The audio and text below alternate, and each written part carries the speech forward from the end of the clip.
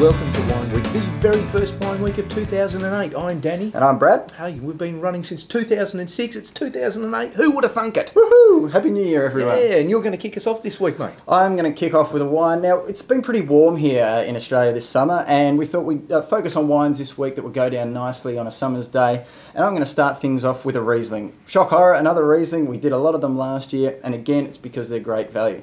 This time, it's the Howard Park Riesling. This is from over Margaret River in the Great Southern region over in WA, and this is another example of a super premium white wine that you only have to dish out a little over $20 for, maybe $20, $22 a bottle.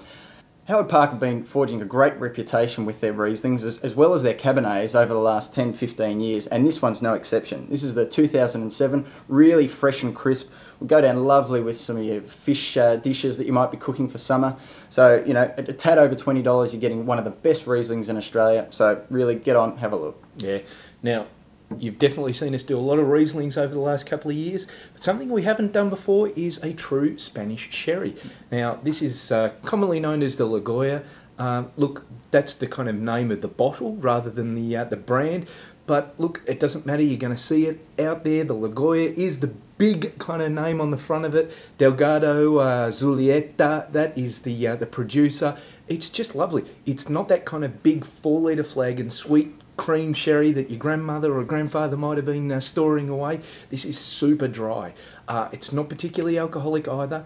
It's a perfect drink, chilled off for those days when you might be putting together, say, maybe some sardines, some tapas.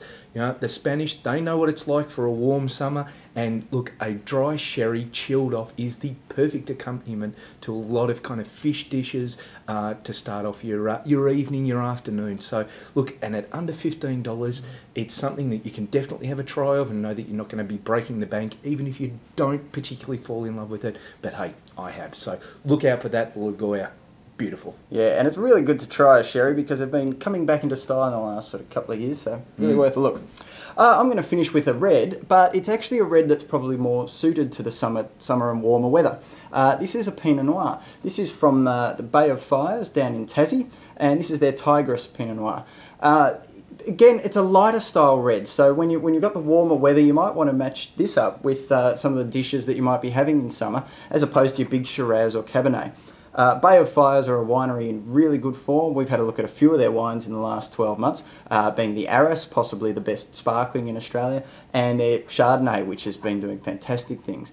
This is their sort of entry-level Pinot, and it comes in at only just a smidge over $20. So, you know, one of the reasons we don't do a lot of Pinots is because quite often you have to push the wrong side of the $30 mark to get anything of decent quality. But here's an example of one that's only just a little over 20. And look, on a warm summer's day when you don't want a big, heavy red, but you still feel like you want a red, Pinot Noir is the way to go. So it's the Bay of Fires Tigress Pinot, worth a look. Yeah, Fran Austin down at Bay of Fires just doing some brilliant stuff across the range, so look out for that one.